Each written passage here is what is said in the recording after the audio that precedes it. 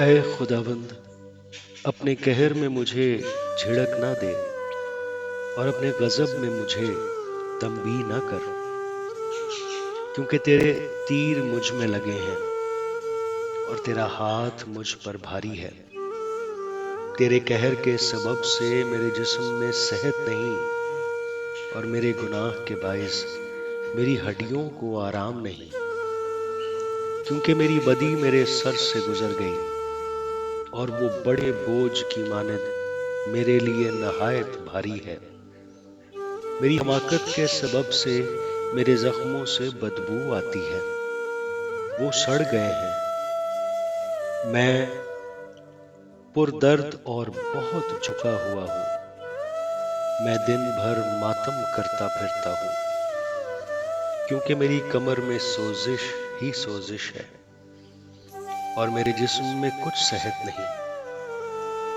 میں نحیف اور نہایت کچلا ہوا ہوں، اور دل کی بے چینی کے سبب سے کراہتا رہا۔ اے خداوند، میری ساری تمنا تیرے سامنے ہے، اور میرا کراہنا تجھ سے چھپا نہیں۔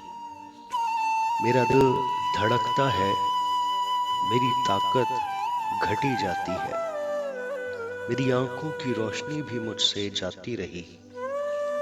میرے عزیز اور دوست میری بلا میں الگ ہو گئے، اور میرے رشتہ دار دور جا کھڑے ہوئے۔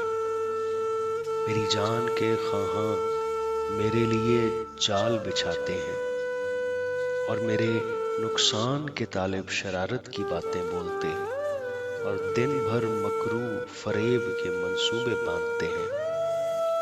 پر میں بہرے کی مانند سنتا ہی نہیں، میں گونگے کی مانند منہ نہیں کھولتا، بلکہ میں اس آدمی کی مانند ہوں جسے سنائی نہیں دیتا، اور جس کے منہ میں ملامت کی باتیں نہیں۔ کیونکہ اے خداوند، مجھے تجھ سے امید ہے۔ اے خداوند میرے خدا، تو جواب دے گا، کیونکہ میں نے کہا کہ کہیں وہ مجھ پر شادیانہ نہ بجائیں۔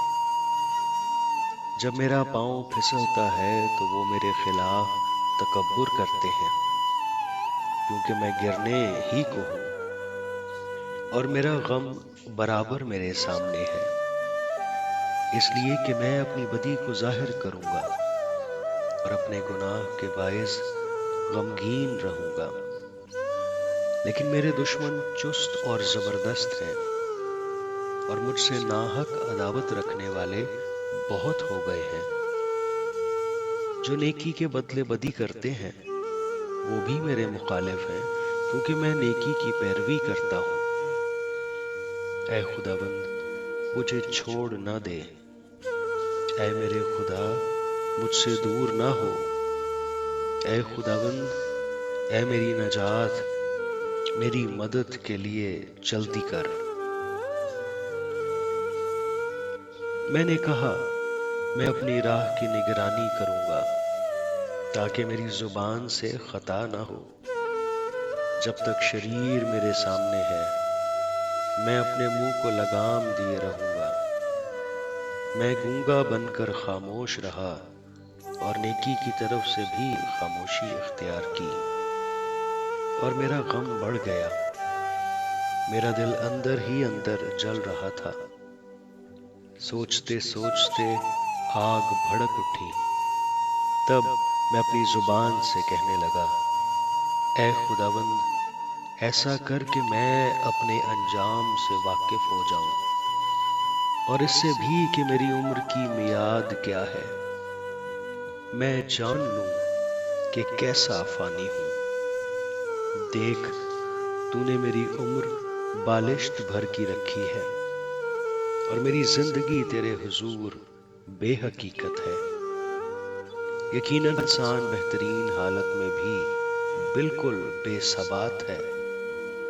در حقیقت انسان سائے کی طرح چلتا پھرتا ہے، یقیناً وہ فضول گھبراتے ہیں۔ وہ ذخیرہ کرتا ہے اور یہ نہیں جانتا کہ اسے کون لے گا۔ اے خداوند، अब मैं किस बात के लिए ठहरा हूँ। मेरी उम्मीद तुझ ही से है, मुझको मेरी सब खताओं से रिहाई दे।